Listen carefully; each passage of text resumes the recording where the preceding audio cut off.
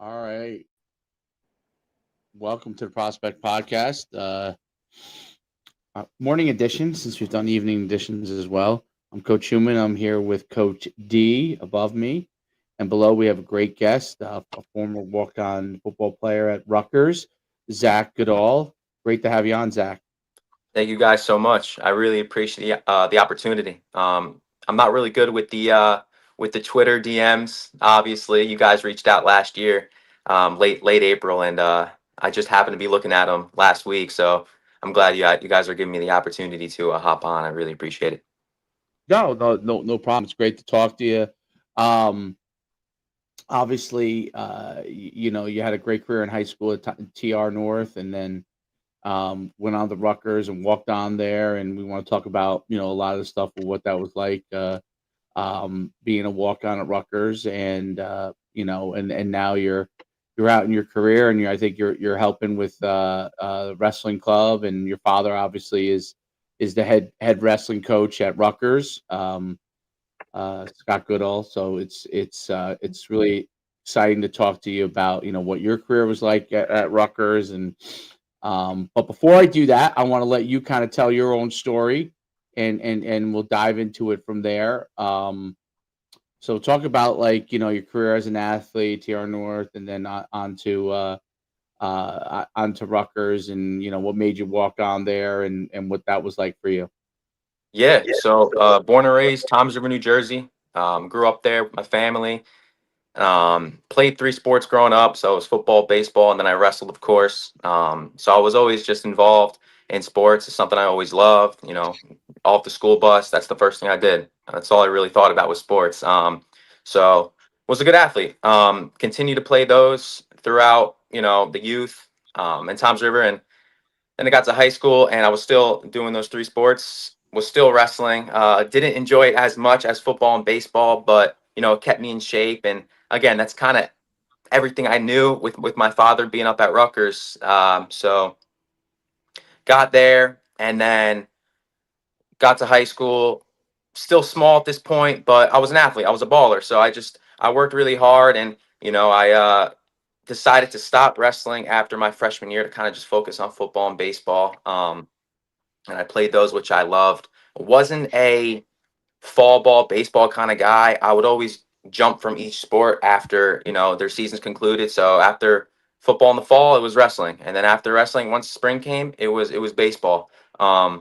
So I always did those three sports. And then again, after my freshman year of wrestling, I stopped. And that kind of led me to, okay, you got two options, baseball and football, which I really loved, right?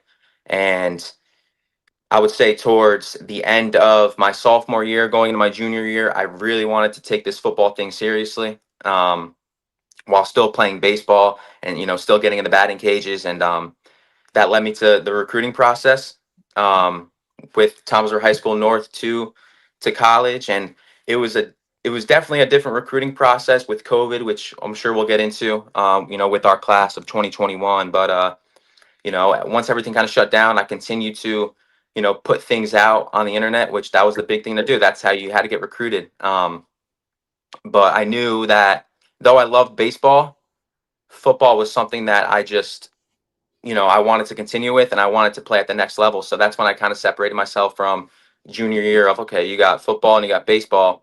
Let's get to that next step with football while continuing to enjoy and have the passion for baseball. And that led me to Rutgers, which again we're going to go through all that, I'm assuming, but that was really it. There was a lot that was with the recruiting process, and that led me to Rutgers as a walk on, and you know had two great years there, so which I'm fortunate about, and yeah, so that's kind of what led me to Rutgers, and then now I'm here, working two jobs, behavioral therapist, and then working the wrestling club. So it's pretty unique. Yeah, no, definitely. So you did two years there at Rutgers, right? When you first got there, and then you played in 2024, right? As Yes, well. yes. So I was there 2021. I was a freshman.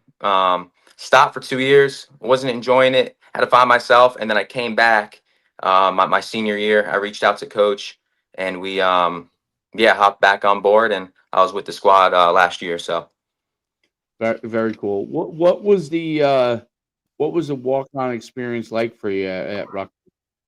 Yeah, I mean, it's a chip on your shoulder, you know what I mean? And you know that going into it. That was kind of with the whole recruiting process of, my process of the decision, and that was, you're going to be this walk on. This is going to be a challenge, and I knew that. Again, growing up in a sports family, you're kind of that's all you really talk about. You talk about different battles that you're going to face, at different levels. And so I was aware of what the situation was, and I was ready to embrace it. Rutgers was a place that I grew up going to. So when Coach Ciano and the staff offered me in 2020, it was a no-brainer for sure. But yeah, definitely a chip on my shoulder, and you got to go in there day in, day out, and you got to do things that can separate yourselves from other people, to get that recognition. That's just the truth.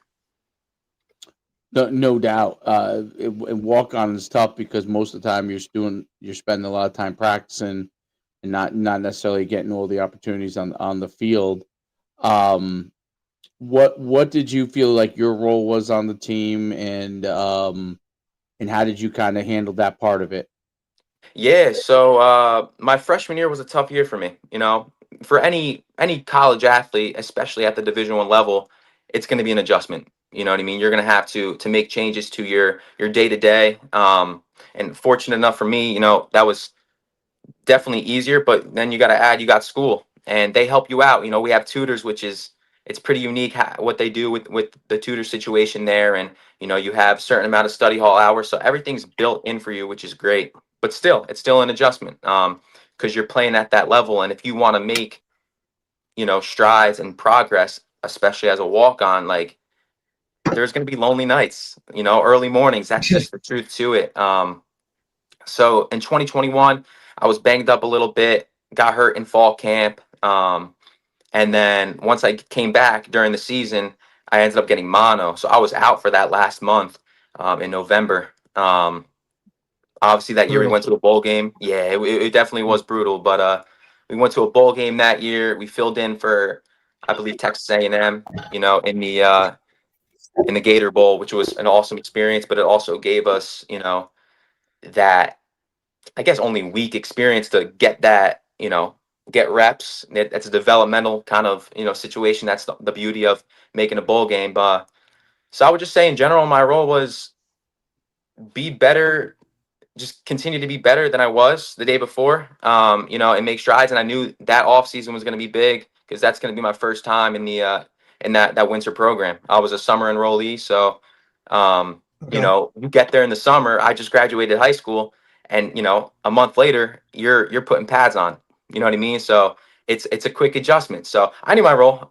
Just practice really really hard, and then things happen. Things happen. If not, you got a couple more years to make a name for yourself, and it all starts with that with that off season. So 2021, that was that. And then after spring ball, or in the middle of spring ball, I was just like, I don't know if I really want to continue this anymore. Being banged up, Right. it definitely takes a toll on you. And I was definitely having doubts of, is this something I really enjoy? Do I really love this? Am I doing this you know, for other people? Do I just want to Mm. prove people wrong being the walk on? So, although I love my teammates and I love my coaches, something there wasn't sticking with me that I wanted to continue this. And I told myself, all right, have a good practice today. Maybe things change after practice. I was playing receiver at the time, and I had like 4 or 5 catches for 160 something yards, a touchdown in our developmental period at the end. So even after that, I went right up to coach and I said, "Hey, coach, I really, really appreciate the opportunity, but I don't want. This is not something I want to continue."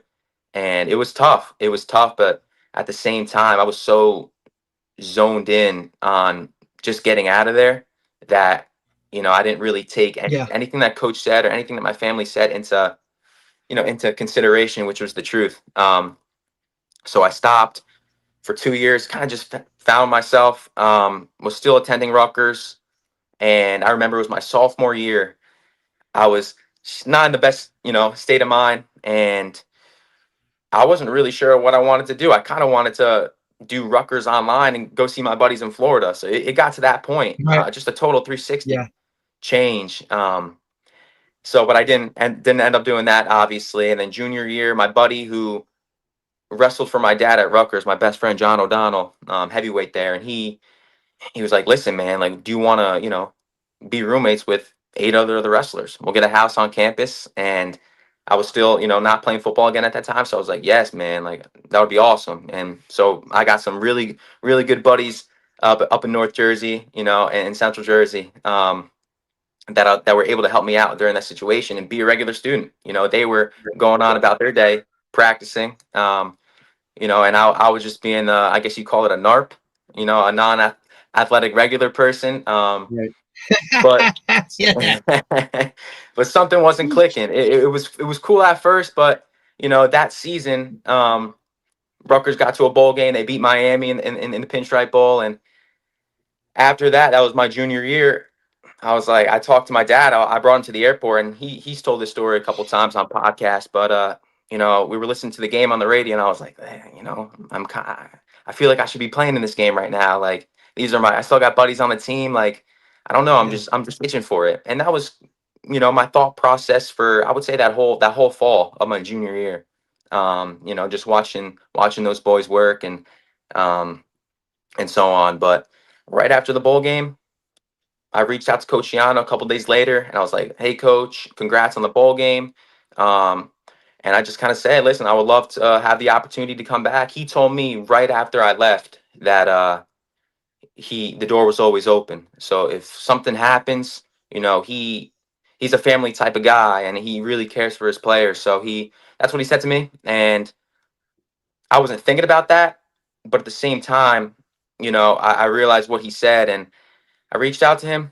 A couple days later, we had a meeting in his office, and I got back on the team. So that lets my senior year. So 2 years of eligibility at that point, and we had a great discussion. And I told him straight up, "Hey, coach, I'm not saying I'm gonna be a Puka Nakua, Cooper Cup type of guy. I'm just gonna work really hard, and we're gonna see what can happen." And it was the best decision I made. I came back. They switched me to defensive back in the middle of the spring game, and the rest is that. Now I'm graduated, and it was the best decision I've ever made coming back, and it was a tough one, but I'm very happy with it. Very, very, very interesting. How would you say, like, well, actually, before I go into that, growing up, father's obviously a very successful wrestling coach. And it's interesting because obviously you wrestled, but then you decide to focus on football and baseball.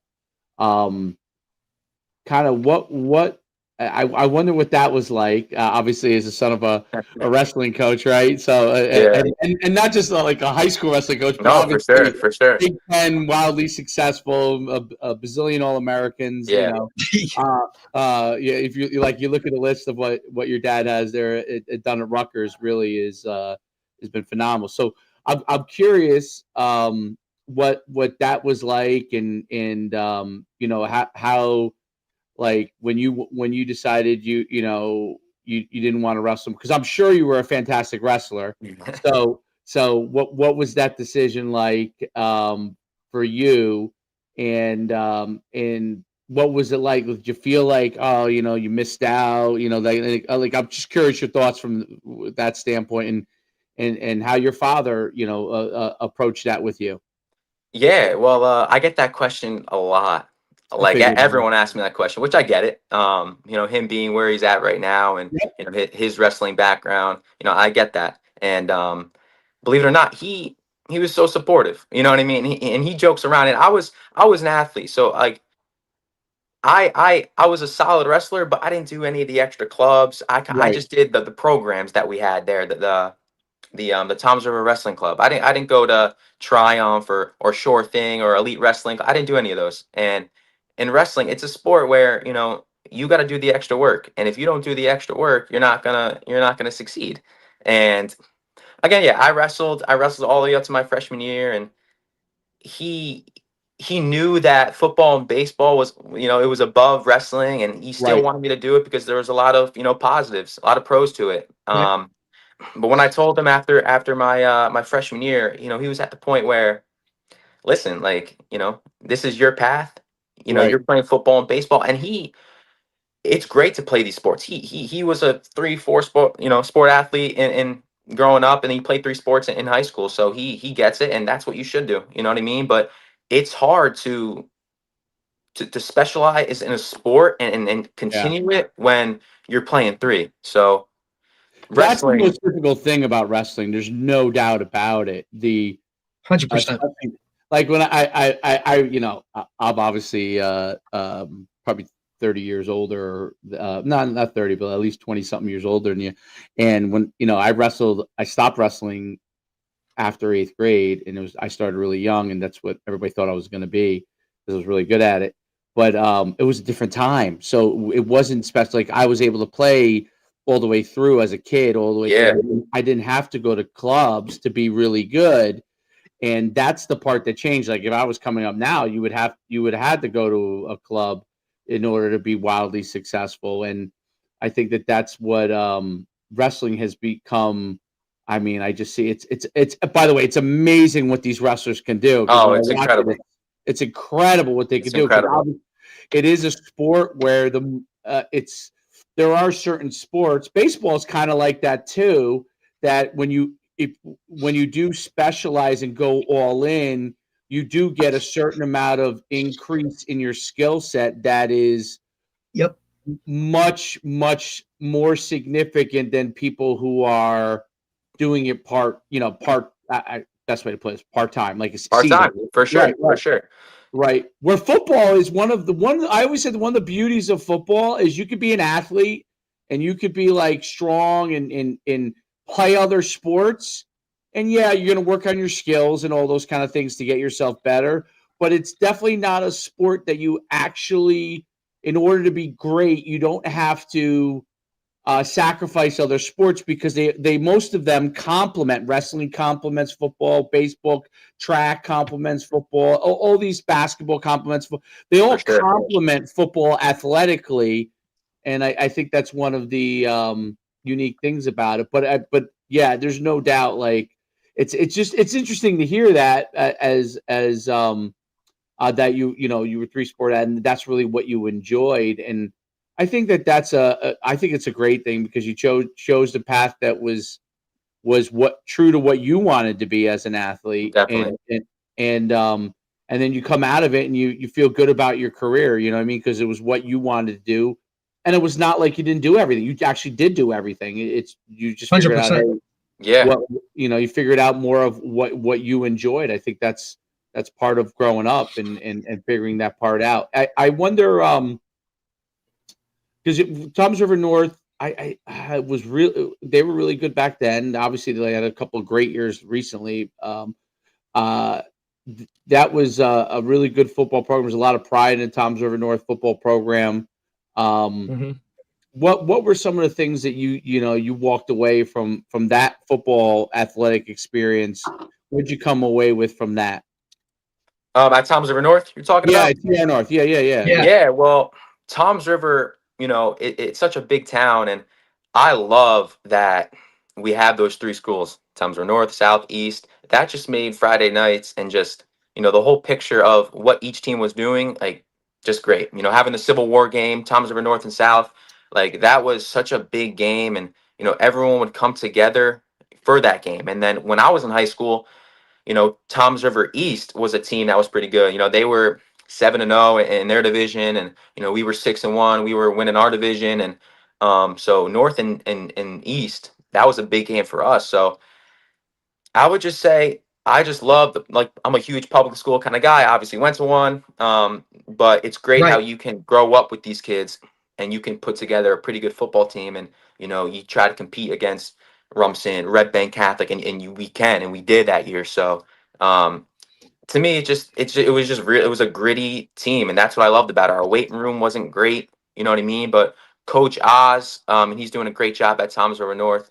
I always have so much respect for him, and I appreciate him so much because he did a great job with me and stuff like that. And yeah, it was a tight knit community at Tom's River North. And again, it's a big town, so you have doubts of is it going to be a tight knit community? But the truth is, like, that's what it was. And You have your schools up in North Jersey, the smaller towns, and you get all the love there with their community and how close they are, and you get their names Yeah. on banners on every street that you turn. And so we didn't have that, but we had just a group of people who came together on Friday nights to watch Tom's River North, and that was really really cool because you do see some fans that are Tom's River North fans. They're not just family, it's not just parents, which was really, really cool. So have so much respect for Coach Oz and everything that he did for me, the whole staff, and then obviously my buddies who got me to the next level, my quarterback, Jake Kazanowski. So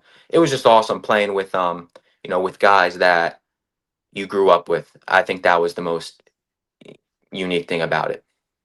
Yeah. And, Zach, that's something that we discuss on here a lot, right? Because there's always this discussion of, public school, private school. Dave and I are both North Jersey guys, right? Mhm. So we grew up right in the hub of where, the Don Boscos, the Bergen Catholics, Yep. St. Joe's Montvale, where you have those big time heavy hitters all within a 20, 30-mile radius, right? So when we relocated down here 2019, one of the first things we said was, hey, like, it's more public school strength down here, right? Like, yeah, you have your RBCs, your VNEs, your Donovans, which have really come up, but most part, outside of those, everybody stays pretty much public school, right? And For sure. that's an appeal for a lot of it, right? You grew up with those kids, really who they are in and out, hey, we have a quarterback. Hey, this is our, you know what I mean? It's not a plug and play type of situation. And you look at Tom's River North, and over the last, 5 years, they've been one of the most dominant publics in the entire state, right? I mean, you look at it, state titles, big time guys going to, with big time offers, right? Like, and going out and doing those types of things. Guys are playing at the highest of the high levels, and obviously Coach Oz does a great job of keeping majority of those guys who, I mean, you're talking about guys going to monster universities, right? At the next level, staying at Tom's River North when a lot of those guys probably had the opportunity to, go all the way up to North Jersey to one of those big leagues, or go to one of those schools here. What do you think about what I'm asking you as a guy that was in it, like, what is that? Why do you guys stay at Tom's River North and not go jump to a Donovan, to an RBC, to an SJV? Like, why do they stay public? Whereas we see so many guys want to get out and go to those other private school programs. Personally, for me, it's all loyalty. Again, at public school, you grew up with these kids. Why would I want to go to, a non-public where I'm with a quarterback? Yes, great quarterback, right?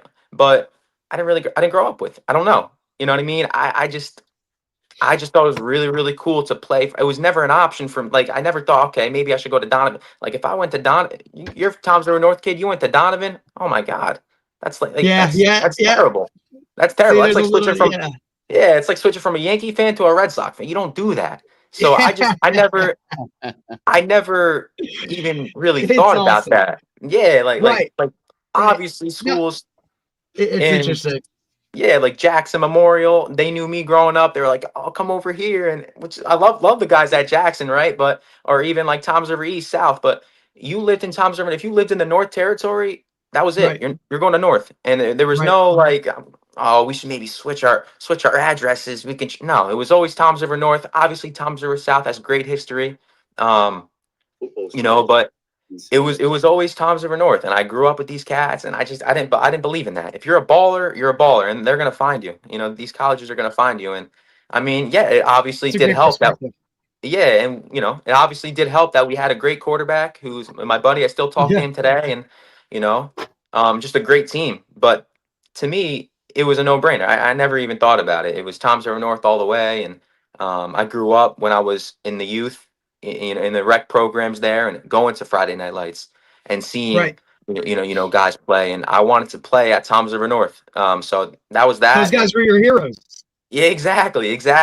So there was no oh, maybe we should go here, maybe we should do that. No, at the end of the day, if you're a baller, they're gonna find you, and I'm glad I was able to do it at Tom's River North, and it wasn't even a thought in my mind. So Very, very cool. The It's interesting.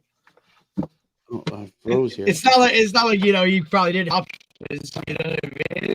Like you could probably have gone anywhere, you know what I mean? Like in terms of whatever, you could have leveraged whatever route or angle you wanted to, going into it. You know what I mean? Like yeah. you could have went to Piscataway if you wanted to, because Dad was driving up there every day anyway. So you could have just hopped on that roster if you wanted to. Like where there's a will, there's a way.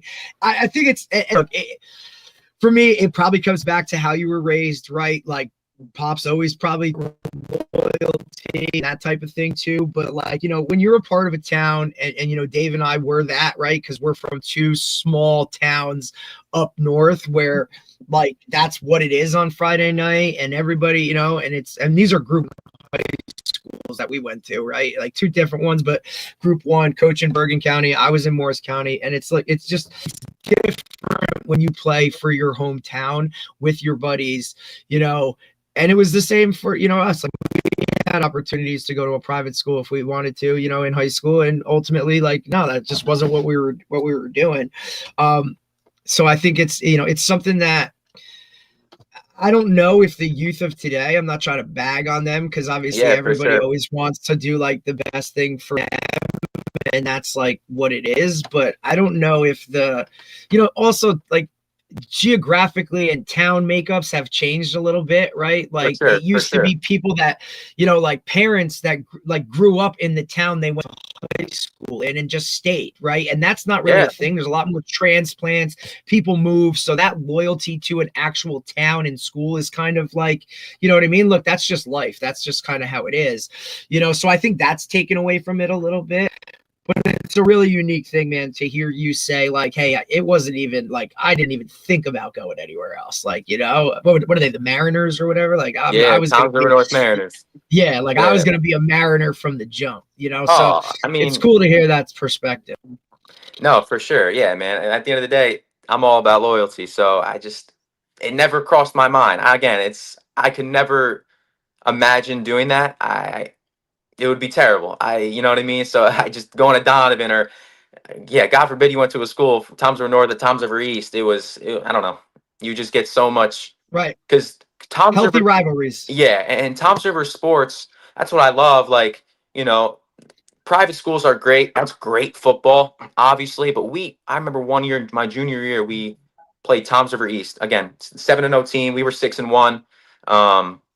And we packed that stadium. I mean, there was so many people there, and it was like a Bergen Bosco type of game. This is the truth. Like there were so many fans, and it's Tom's River. Tom's River, we have great baseball, and then football too. Tom's River North. I do have a question, Zach. When it comes to like the youth programs, right? And then Dave, you can take this wherever you want to go. I just have a question. Like, when it comes to the youth programs within Tom's River themselves, right? Like, is there one youth football program? I know there's like a club, like a clubbish team. I think they're like the Seahawks or something. But is it one youth program where all three, like the entire town, like all three high schools play on the same youth team? Or is it like high school divvied up within the, like, for which high schools you're going to go to? Is that divvied up youth wise too? Like, does North have their own youth program? Yeah. So we were actually, there was the Tom's River Little Indians. There was the Tom's River Angels. And then. So the Indians are south? The Indians were south, but it's Tom's River Indians, but we were the Tom's River Little Indians playing at Tom's River North, and I was a North kid. So that was kind of confusing to me. Right. But there was the Tom's River Little Angels, and then the Tom's River Raiders. So there's a lot. That's a horrific name. That's a horrific name, by the way. The Little Angels, like that's just, dude. I'm sorry, or maybe it was just the Angels. Somebody's got to change that. Either way, but because look, I'm just asking because like in comparison to where I am, Brick, right? Like, and they did this a couple years ago. They have Brick United Youth Program, which obviously Brick has 2 high schools, right? Brick Memorial and Brick Township, Old Brick, or whatever the hell you want to call it. I call it the school that's ugly green where I coach, but it is what it is. I know they'll kill me for that, but I don't know. A dragon's a mythical creature, but I could go on a tirade about it either way, right? But it's one youth program that now plays all of their youth up until 8th grade together as one team, and then split, and these guys go to Memorial, these guys go to Township, right? So as a high school coach, right, when I look at it, I have to now decide or look and be like, all right, well, am I getting the quarterback this year, or is he going to the other side of town? Or look, sure. 4 of these guys made the all-star team, only one of them's coming to my side of town, and it's not a choice, it's where you live and like a geographical line. So I was curious as to how, Tom's River does their kind of stuff. Because obviously, look, like in recent years, right? Like North has been the primetime guy, like the primetime high school, right? And South and East have kind of just, they kind of just been there, right? Like, and now South's in our division, and look, what an incredible place to play. Like, absolutely love that place. Sure. I think it's one of the most underrated facilities or fields and to play at in the entire state. And this is, I've been around this whole state. Like, I just think playing at Tom's River South is amazing. It's great. You got the freaking whatever jail in the background, the middle school's on the other end. Home bleachers it's just a great experience. I was just curious as to how it worked when it came to the youth program, because like they're also bigger schools, right? Like each one of them, I believe, is a group 4 or 5. So you're talking about a lot of numbers when it comes to that. And you have Donovan right in town too. That's fighting for youth players. So I didn't know. So football is separated with a lot of youth teams. And then now, is it like the wrestling stuff and the baseball stuff? Is that all the same kind of way when it comes to the youth? Is it separated is there numerous youth programs for those other sports as well? Yeah. So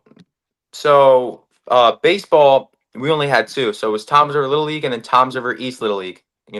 Football, there was 3. Baseball 2. But yeah, for the football aspect, it's crazy that you said that they played together, and then once you got to high school, you separated. See, it's kind of like so they prepared hard. us. Yeah, it was always north, south, and east, like growing up. Yep. So those 3, no, I get it. Even throughout high school. So it kind of prepares you in a way for that rivalry, which you knew about. And right. Well, it creates it from the jump, right? As a high school coach, like, it is really difficult to look at these guys and they're all playing together. And look, their teams for the most part, I mean, Dave scrimmaged them, one of them, this year. I mean, these teams are like, they're pretty good. I mean, they have an A and a B team, right? Like, that's the numbers are there. But as a high school coach, it's like, you get kind of frustrated because here you have these, 7th and 8th graders that are really successful, but now you kind of break off the key pieces and the team aspect of it. For now, one goes to the other side of town, one comes to this side of town. You're kind of losing all of that. I would much rather have it personally the way that Tom's River does it. Like, hey, if you're going to Memorial, like, you play on this youth team. And if you're going to go to Township, like, you play on this team. And now you have that foundation of, okay, this is the QB, this is a receiver. That's what it is. Lineman. And that's like, I just think that's a better way to do it. Coach Schumann deals with it right now because he coaches his son youth ball up in Middletown. And that's kind of how it is up there too. You got Mid-North, you got Mid-South, and those guys can kind of go where they want. It's kind of whatnot. It's a little weird because some of the kids on my team could go to South. So yeah, right. So even though we have like River Plaza is really River Plaza, we grew up playing them. Yeah, they're all South kids, but Middletown, AYF, some of those kids will go to South.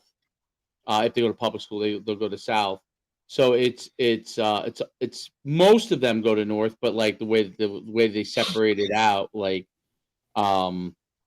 some of them actually go to South. So it's a little weird. Yeah, it's a little weird. It's a little choppy. It was never like that for us. It really wasn't. Like, if yours was separated by where you're going to go to school. Yeah. So if you were a fourth, which is excellent. if you were fourth grader and you were a quarterback, you're the Coach Oz, you're a high school coach. Okay, well, he's probably going to be still living here. Your Who quarterback. knows? Maybe, but he's going to be our quarterback. So that was it. It was no, oh, there's no chance. You Yeah. know what I mean? Like we're going to get. No, that was it. That was it. So I Yeah. think that was really cool too, because Coach Oz knew. That's changed now with Tom's River, though. Tom's River's all one in AYF, and then they have a club. Yeah. team, So Was it it's- the Seahawks? The Yeah. Seahawks, Yeah, the I believe. Yeah. They're like yeah, we could like when we talk about that stuff, Zach, we kind of compare like the Seahawks are more of like compared to like an AAU basketball team, right? Like yeah, for sure. Well, they play Pop you know, they Warner, I change- think. For sure. Right. Yeah. And it's definitely changed since I was young. Right. But I think that was the best way to go about it, because I think it's because of the numbers too. yeah, it Yeah, definitely of could be course. because of the numbers as well. Yeah, I mean, look, COVID took a big swing at a lot of that stuff too, right? Like obviously it was For whatever. sure. I think the numbers are kind of coming back too, but we've now seen the expansion of flag football, right? I mean, for us, we run a 7-on-7 club and do flag football. I mean, we start our 7-on-7 club at age 8, buddy. You know what I mean? Like we got 8-year-olds crazy. out there slinging it. Yeah, it's Yeah. awesome. But you see the expansion of that stuff kind of taking the pads away a little bit, and whereas guys they're starting tackling tackle football later. Did you start at a really young age tackle football? Were you in it from the jump? Like what was your first year of actual pads? I guess the youngest you could be. I'm not sure the exact age, but you did your started 2 from the years. jump. Nice. Yeah, right from the jump. So that helmet was bigger than me. You know what I mean? It's the truth to it. And you would just run around, but that's what you did. And you that's how you progress. Yeah, you look like just you're out there the Michelin Man. Yeah, just like that, like a little bobblehead. But yeah, it was since the jump. So I did 2 years of flag football, I believe, and then got into tackle football, which was great.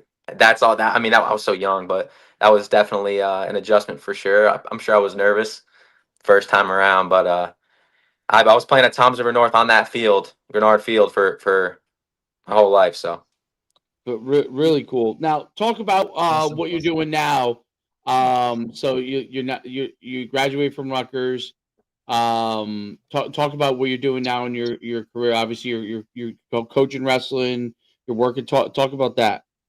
Yeah. So I'm a behavioral therapist. I started that up full time in September, and that's been great. And then I'm managing Triumph Wrestling Club, which is located. Are you in a school for behavioral therapy? No. So this is private practice. Okay. Yeah. So this is, you pick them up from their house and you do activities with them. You do volunteer work. You take them to work out, and you teach them skills. So it's been great. It's been awesome. I love everyone I work with. That's cool. Yeah, it's really, really cool. That's a really cool gig, buddy. It's a really for cool sure. gig. Thank you. Yeah, it's definitely rewarding. And a lot of people ask me, oh, like, what do you need for this?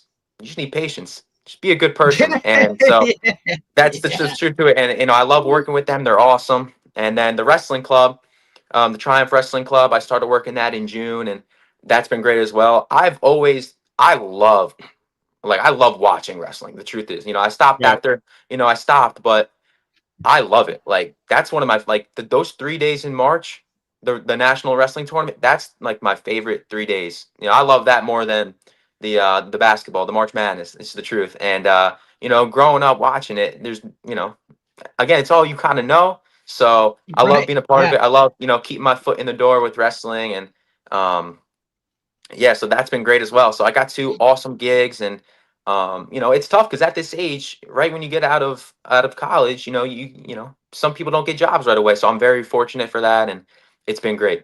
Definitely been great. Really cool. Really cool. Awesome. It really is. Any aspirations, buddy, to go and be like dad's assistant or something? Or do you want to coach at a higher level? Do you have any aspirations to or do you just like kind of running the club and doing the youth? Yeah, I mean, I definitely like, running the club and working with those youth kids. I'm not sure yet. I guess time will tell. I love sports, love football, love baseball, and wrestling too. So I don't know. If an opportunity presents itself, then we'll go from there. But it's going great right now. It's going great right now.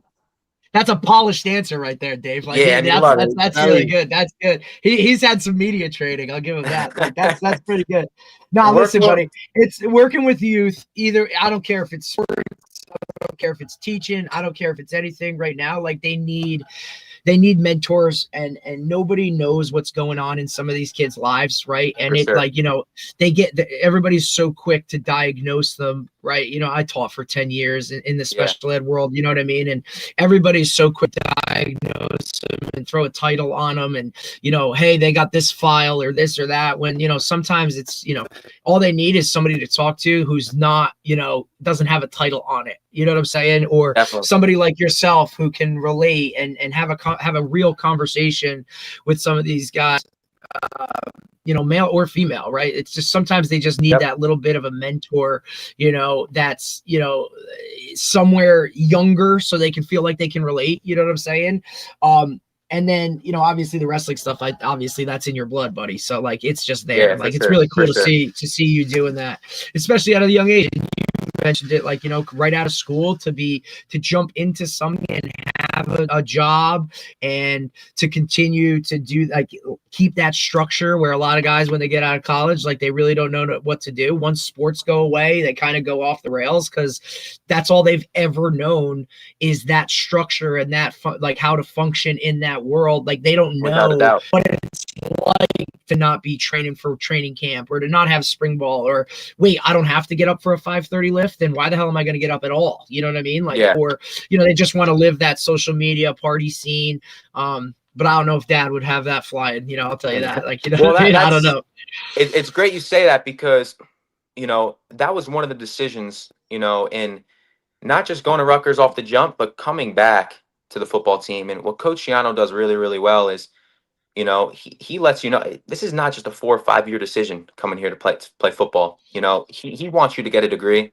He wants you to learn, and he's there to make you not just a better football player, but a better man. And again, that was something I thought about when coming back. He wants you to get jobs. He want that's the big part of it, and he did that really, really well. So I'm so fortunate and blessed in that aspect, and to be able to have jobs right now. It's tough. It's tough. A lot of my buddies, with LinkedIn, I know that's a big thing nowadays. I never really got into that whole LinkedIn thing, which is the truth. But being able to shake people's hands in that facility, that goes a long way. And I was big into that. But yeah, Coach Shiano, it's not just a 4 or 5 year decision, it's a 40, 50 year decision for sure. So that's definitely huge. Absolutely. I think Shiano teaches, great values, and he preaches that. So, your guy definitely fits in well with them, because that's what his program is about. Well, it's been great talking to you.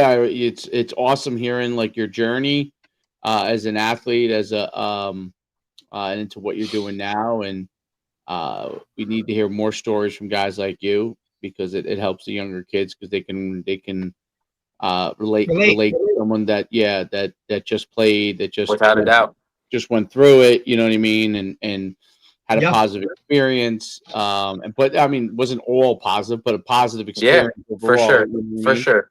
But that in itself, yep, you know what I mean? Like, absolutely. that in itself of expressing those highs and lows of, like, yeah, you were in a really not good place for a while. Yeah, for sure.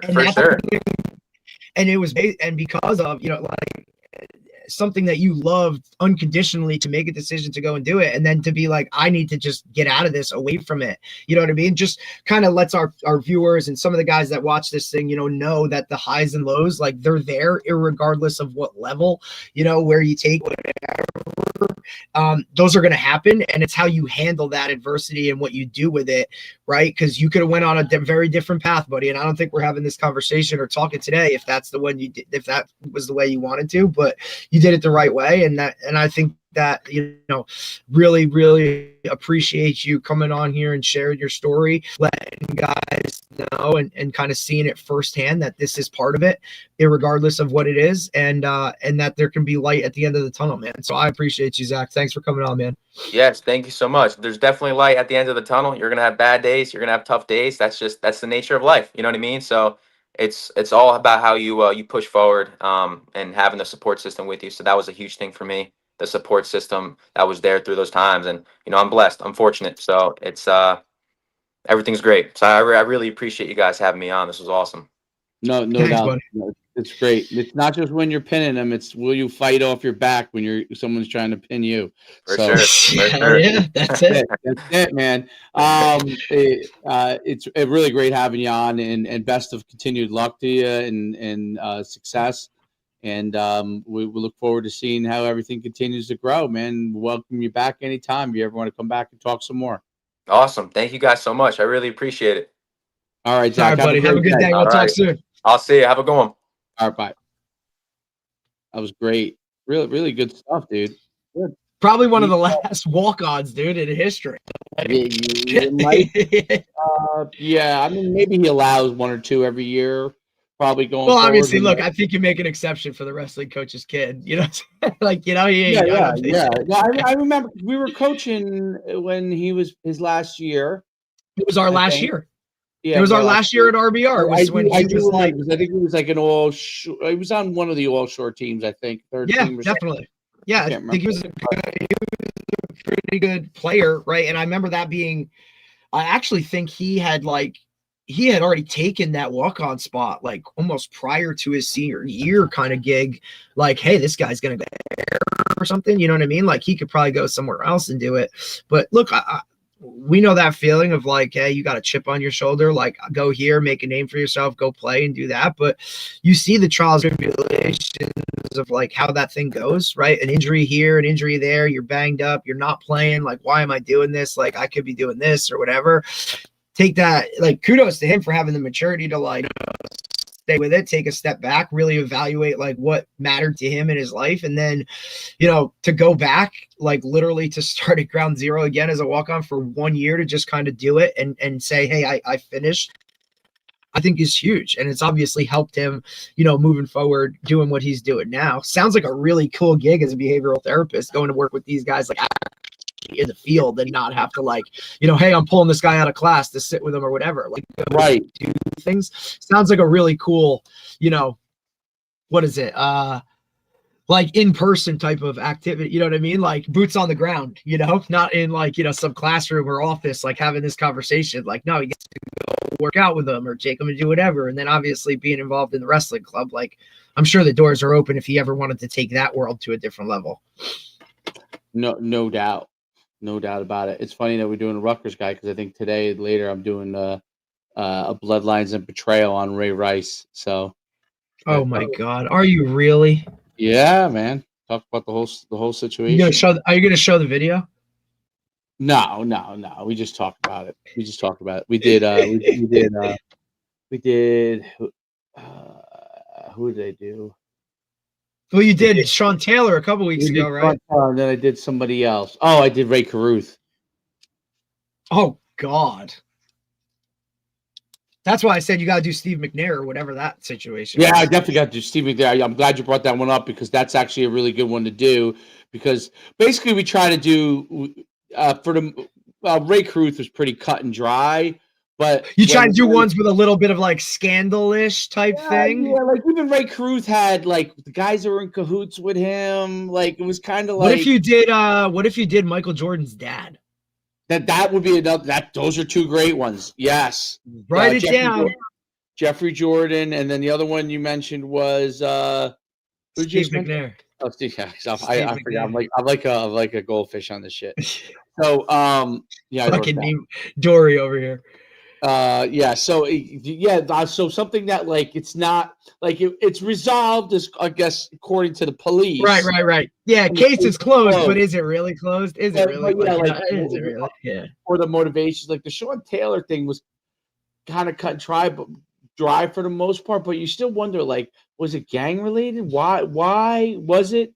You know, it was. I thought it was like something family wise, right? I thought like there was a connection with the family. Really, two guys doing an armed robbery because they knew Sean Taylor wasn't there, and he was rich. Or they thought he wasn't there, right? No, he wasn't there, right? And they went to rob him, and that's basically what the summary of it was. That it was basically a cut and dry, like botched robbery case type deal. A robbery gone bad. Like they thought they were in, out, we're good, here we go, and all of a sudden this fucking guy's like, there was a lot of my house. Yeah, there was a lot of speculation though, like what exactly happened, what was the reasoning to do, you know, so that which you'll never know all the details on these Of course things. not.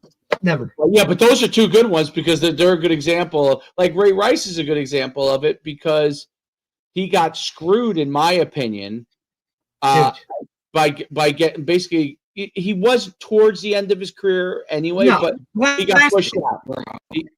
He got pushed out. I mean, shit. They took it. I think they took every picture of him down at Rutgers. They like pretty much erased him from the fucking wall. Really? Oh yeah, dude. It's like there's like very maybe like has kind of lightened, obviously. Like, look, I always look at these things like mistake. I don't know what the history was before with him and his wife, but like that's what we're gonna explore because like we pull up all the like we go through the facts. Basically, what was? Oh what man, I mean that guy. I mean, look, I'm not standing up for him. What he did was like wrong, so bad. Jesus. Terrible. Look, it's the same like. But now, obviously, this is a totally different thing. Never but, like, gotten a chance again. I don't know. Right, like, dude, look, it's not this. I mean, we're talking domestic violence here, but like, on the other hand, like, look, like Colin Kaepernick. Like he never got another shot either. And if you're telling me at some point that he wasn't a better quarterback than some of these guys that were getting chances, like but that wasn't domestic violence stuff. But when you talk about right, the social media stuff, dude, and how it takes that stuff and puts it out there like before the facts are there, and like we all know, like, dude, just accusations like that ruins more careers and lives than fucking facts because think about it. Like we always look at like back in the day with a newspaper. Gruden's career got ruined. Something's on the front page of the paper. That's what people read. They don't read the retraction 3 days later on page 47. No. You know what I'm saying? Like that doesn't innocent until proven guilty. Bullshit, dude.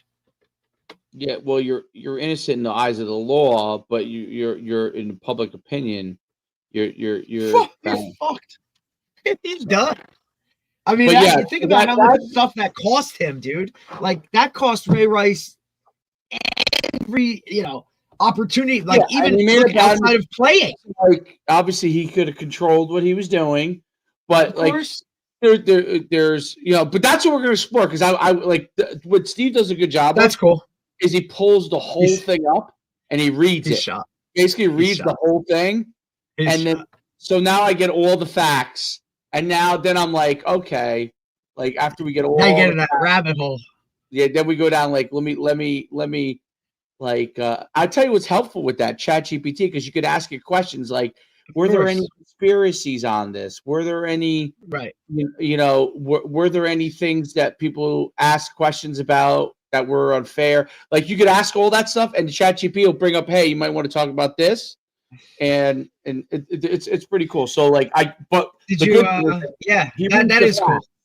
I like that he reads the facts so I can hear all the facts and he reads all the facts. Yeah. So you go from there. We dive into it completely. We know what actually was like, what was handed down, what was the case, what was like what they said, and then we dive into okay. It was crazy. Like I didn't want to do too many more of those in a row because that's why we're doing some sports, and we did like we did like some Wild West guys from the 1800s. That we did. Yeah. Well, I thought did you do like Marilyn Monroe too? We did Marilyn Monroe. We did Ted Kennedy. We did. We did. And then who else did you do? Did you do like a murder? Did you do like a serial killer? Yeah, we did a bunch of the shit pops. Listen, my cousin. I don't know. You did one of them, and then my cousin the one day texted me. He's like, "What the fuck is Schumann talking about on his fucking podcast right now?" And I'm like, "I don't know, dude. His buddy do like this series on murders and shit." He goes, "Holy shit!" He goes, "We gotta find him a head coaching job, dude. Like, he can't be doing this. Like, is he really like is he fucking Looney Tunes? No, dude. This is just like he likes to switch shit up, and I said, fuck, he does a political podcast. I said he's a man of many things. I said he's a well-rounded human, buddy. I said he's not a one-trick pony. No. I'm not. I will attest about my boss. It's like, hey man, he is not a one-trick pony, bud. I don't love the serial killer. Like that's more Steve than me. But I like, what I do like? I do like exploring like. Your conspiracies. You like conspiracies. You love that. Why did this? Even like things that we'll never know. Like you know, when Abraham Lincoln was killed, like what level of JFK is you'll never know that stuff. Like all that You'll, stuff. you'll never know. Right. You know, but I like talking about it because it's like, you know, I mean, listen, we would do Charlie Kirk, but it's too fresh. Way too fresh, brother.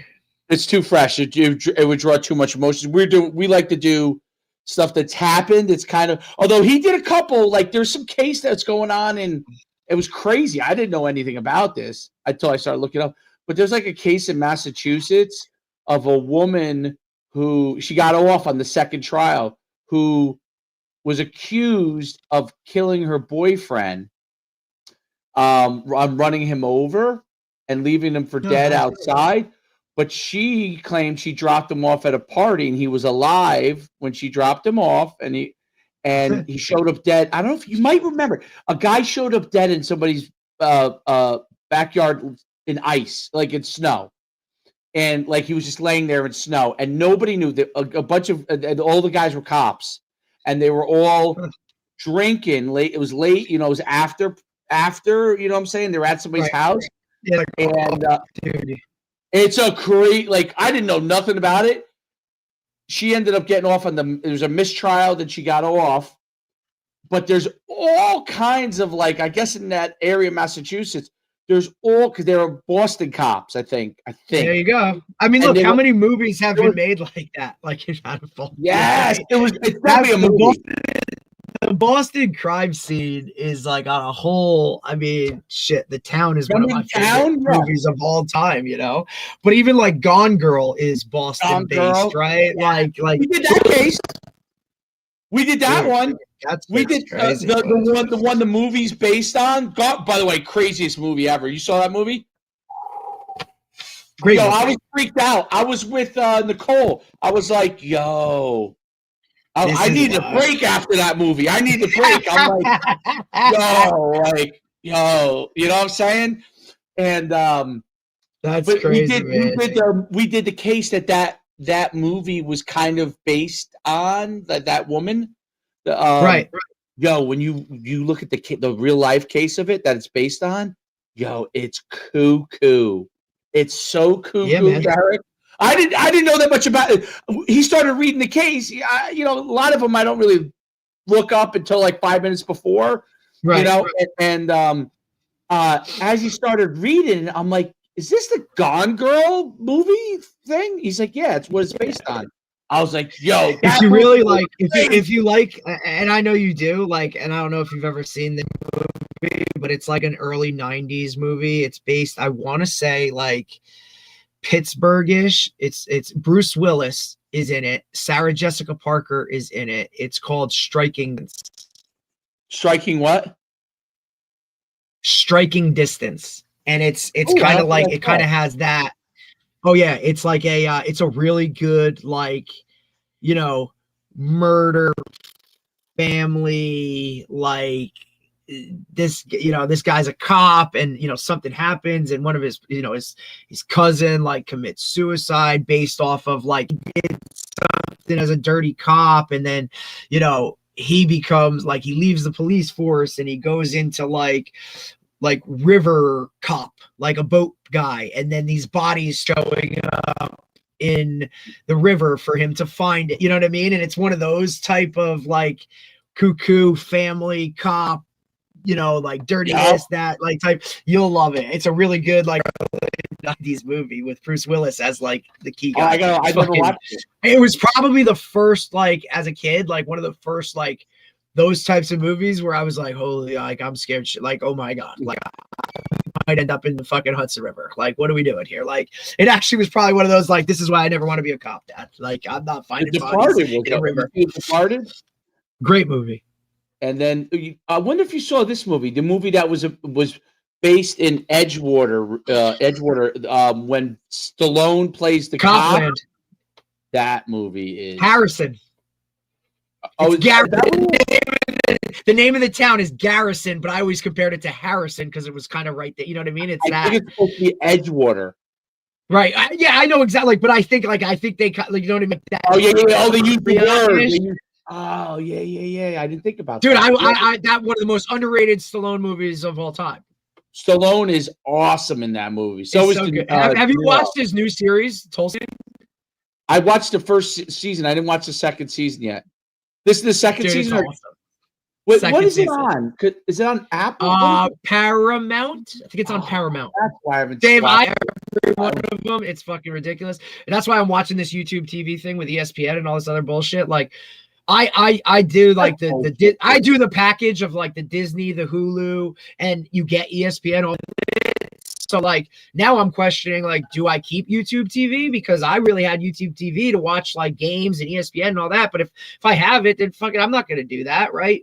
But then so many things are on TBS or TNT. But dude, I have a kid that's 2 years old and another one on the way. Like, dude, all I need is Disney. I don't have time to sit down and watch fucking TV. Like, give me a break, dude.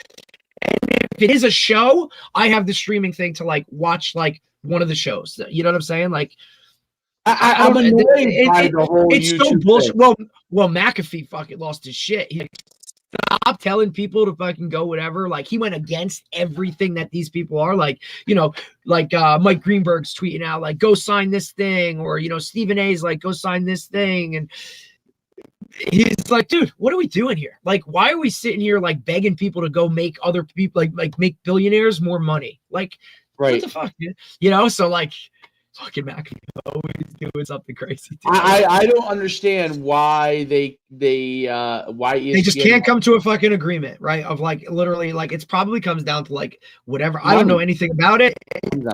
Obviously money, but like at the end of the day, I bet you it's like about like more about like who's in more of control. You know what I'm saying? Like who's got the bigger, you know what I mean? Which is always how guys want to be. Like, it's just ridiculous, right? Because look, I loved YouTube TV for that. I thought it was absolutely great. I'm willing to pay that monthly. Like, I don't give a shit. I love it. Everything's on it. But you take that away from it, like, what do I need? I don't need it. Nothing. I can get it I can get everything else on the free TV. 100%. You buy a new TV now, the free channels you get for the most part, you hook it up to whatever it is. Like, you're getting half the shit anyway. Yeah. I mean, I watch so much. I'm coming like my dad. I watch so much old stuff anyway. Like, unless there's a show. Dude, I started showing my daughter old school Nickelodeon, right? Because I started doing some research on like if she's gonna watch TV, like all these new hyper stimulated shows, like so bad. Like I'm not putting her in front, like you know what I mean? She doesn't get much screen time as it is. So when she does, I want it to be like whatever. So I looked at some stuff, dude. Like, go watch Rugrats. Go watch even Blue's Clues, like that type of shit. The kids, they're not overstimulated. They're not like sitting there like a zombie. Like, you know, they'll like break from it a little bit, walk away because it's just not that like hyper in your control is good. Like, dude, we're big Bluey people. Like, I don't know if that's Nickelodeon or not. Is that Nickelodeon? No, it is. Yep, it is. Paw Patrol, the new stuff. Not the new stuff. I'm talking like the old shit, like the old school stuff that like was around. Like that's the difference. It's just listen, it's whatever. And obviously, I tried to get my kid to watch everything because I couldn't get him to watch. So I was able to get him. Like he watched Blue's Clues and so, but it was hard to get out of some. Like we watched Paw Patrol a lot. We watched Bubble Guppies. Do you have that?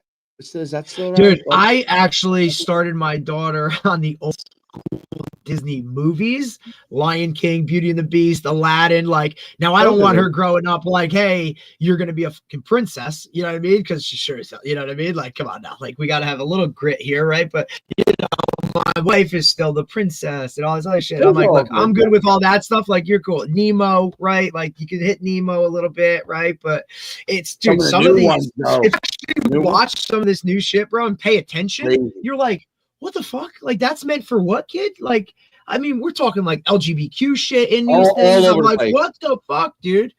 Like, that's one of the things when my kid going to Catholic school, dude. That's one of the things when my kid going to Catholic school. Dave, I've had this conversation already. To worry about that. We do not. And obviously, I went to public school just like you did. That's not how public school was back then. Nope. Listen, Brick actually has a whole thing. Like they do a health lesson on it with fifth graders. Like Troy would be learning about all of this like stuff in the curriculum where a letter gets sent home and you can opt out of it, but like you have to be paying attention, get the letter home and say like, I don't want my kid learning this. And then they remove them from the class so that they don't get it. And then half the class goes and just and Brick is more conservative than most. No shit, buddy. Like Brick is probably better. Like it's probably like Middletown. It's fairly conservative. Very comparable. So, yes, I think it's comparable. Yeah. So it's but still, I'm like, what the fuck, dude? Like, you know, my sister's like, you believe this shit? Like, I'm like, and you know, my sister, bro, she don't give a she don't say shit. She calls, she's like, is this serious? Am I looking at this letter? Like, what the am I really looking at this right now? They're like, yeah, well, she goes, yeah, well, like my kid ain't do it. Like, absolutely not. You know what I mean? Like, you are what you are. Like, you ain't getting a choice. Our whole thing on political, like, people could do whatever they want with their own lives. I just don't want it enforced on my family. Like, I'm not upset if someone wants to be this or that. Like, you could do whatever you want with your kids. You could do whatever you want with your own kids. I don't want you trying to influence 100%. My kids. Absolutely. That's the difference. And by the way, I'm not against you. You can do whatever you want. I'm always like, I'm not fighting you on this. This is my point of view. You know, the cashier checkout person at one of the places I go to is a trans person. They're super nice. I'm nice to them. I have no issue with it. I don't want you trying to tell me what my kid should have as part of him. That's my job as a parent. You teach them about math, science, phys ed. Like you teach them about the stuff that has to do with specifically the knowledge that they need to gain for them to go on to high school and college, right? And not the other stuff is just like complete, to me, nonsense. It's like, no, I don't need to know about it. Like, I don't need to know about it. Can I recognize that you look differently than me? Yeah, I can see you. You look differently than me. Who cares? Like, what does that have? Like, but that, by the way, that's half of the, the political show. Half of it is about, for the most part, like, why do you want to tax me so much? Why do you want, that's really half of it. Like, because the one guy, Frank, is really, I would say, even though he's conservative, he's really like a live and let live guy. Like, he doesn't care. He's actually, I'm surprisingly more on the illegals. He really is like, hey man, if they're not causing a problem, like just get rid of the guys that are causing a problem. So he's really like, I would say, middle of the road on those kind of things. But our whole thing is like, as a whole, is really like, hey, the reason we're conservative is I don't want you telling me what I should do with my kids. I don't want you taxing me to death. I don't want you to tell me that it's wrong for me to run a business. Yes, like just do me a favor and just stay in your lane. Too many people want to be in everybody else's. Just like, look, I'm your coach. I'm not your mom or dad. But like, here, we're going to do it here. I'm not telling you how to parent, but like, I would really like it if your kid would like, or you, can you like, clean their, like teach them that like, thank you matter, right? Or open a fucking door. You know what I'm saying? Like, yeah, like, hey, like, how about like, if I'm asking them to be here, you got to drop them off. Like, how about you like get here on time so that like, he kind of knows like, I'm supposed to be here 15 minutes before, like not fucking, if I'm supposed to be here at 7:58, like that doesn't really work. And now I got to hammer your kid because like you can't get in the, and I'll end with this because this could take us wherever, but I have a parent, I have parents, right? Where a kid asks and basically begs mom to please bring me to morning workouts at 5:30 a.m. But because mom doesn't want to wake up and drive her kid 10 minutes down the road. Now look, okay, get up and walk. That's a conversation. This is fucking February, dude. Drive your kid. Like your kid is showing initiative for a bigger common, like a greater good, and to be responsible enough to get up at 5:30 in the morning, and you're telling them, hey, I'm only going to bring you 2 days a week. Not so I got to tell you, like getting up. Fucking what the fuck, man. So I'm going to tell you this because I'm a kid of divorced parents, and obviously my father's as into athletics as you could possibly get, right? Whatever a coach would want me to do, obviously he would want that, and that's Right. what he would be on board with for the athletes. Although like he tried to be being the coach for so many years, he tries to be flexible. But I have to say, and I love my mother to death, but my mother was a lot like a lot of the parents that you might deal Yeah. with. She really And I was see that. not- she loved watching me play. I mean, but Right. if we had to get there early, like if I had to get there early, I would have had to walk. You know what I'm saying? Yeah. Like, so it Well, wasn't that- I also see it too, like a mom, like I see parents using the kid as a pawn in that divorcee situation, right? It Like, happens a lot. guess what? Like, It hey, happens a lot. dad, I know you understand that, football is the prime thing right now, and then nothing comes before that. But you know what? As the mom, I get 1 week vacation. You know what? Fuck you. I'm scheduling it during season, so he misses games, like because I want to go on vacation, and it's like. It's bad. And now I bad. feel bad for the kid because, you know what I'm I'm- saying? Like, what's he supposed to do? Say, mom, kick rocks? No, man. Like, it's your mom.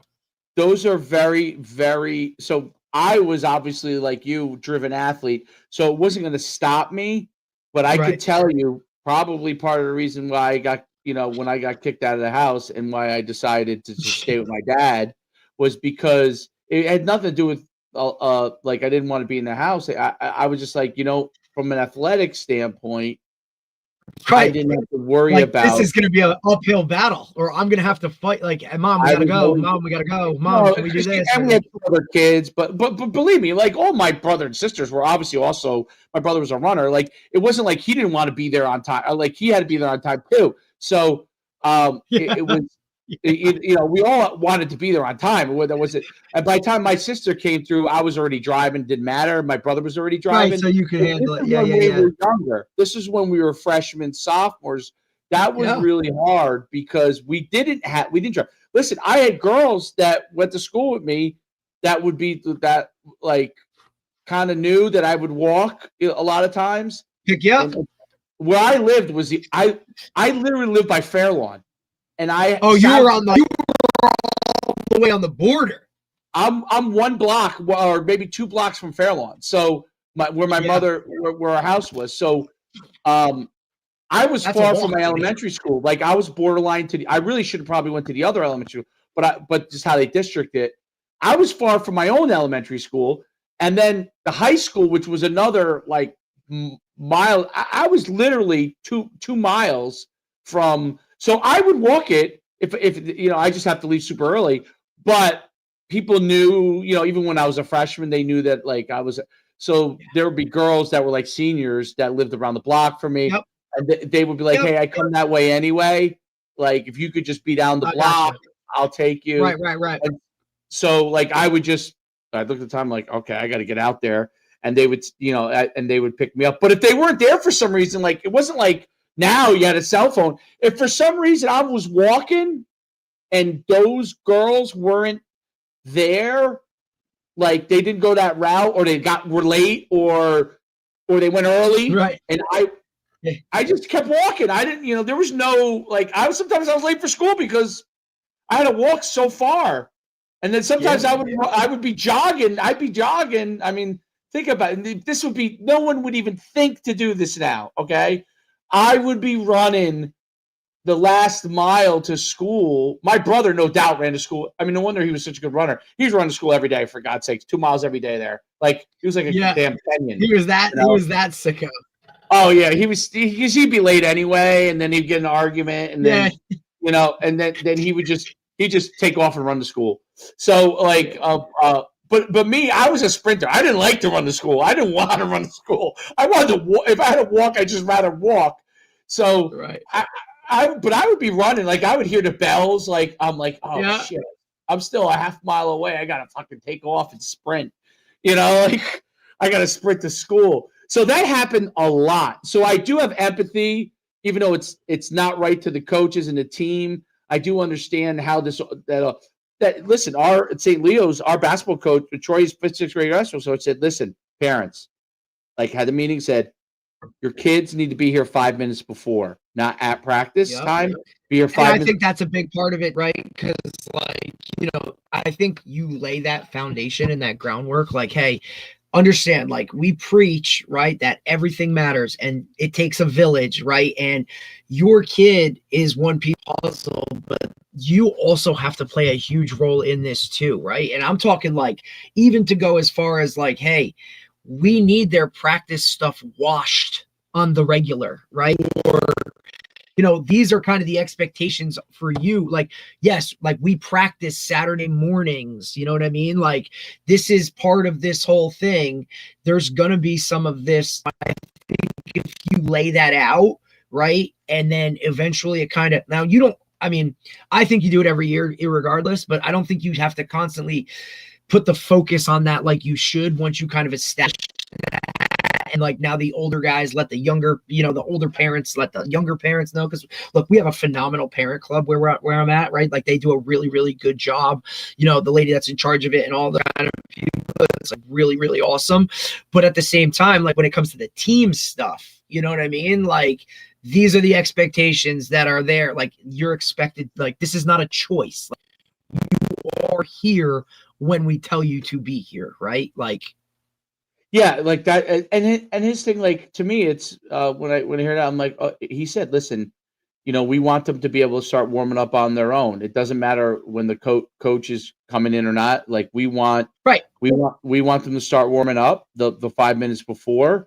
That way, by the time we start, when they're warmed up, they're ready to go, so we could go right into our practice versus having to spend a lot of time, warming them up, right? So they're already warmed up. We start, at 6 or whatever it is, whatever he decides to do, and whatever time, I can't remember what time. Yeah, I think it's 6, and yeah, like, so it makes them like, okay, we don't need the coach to start us warming up. We warm up with our captains or whatever, and we get warmed up and we're ready to go. And when coach is ready to go, we're ready. It's not coach is ready to go. Now what? Like, I do like that.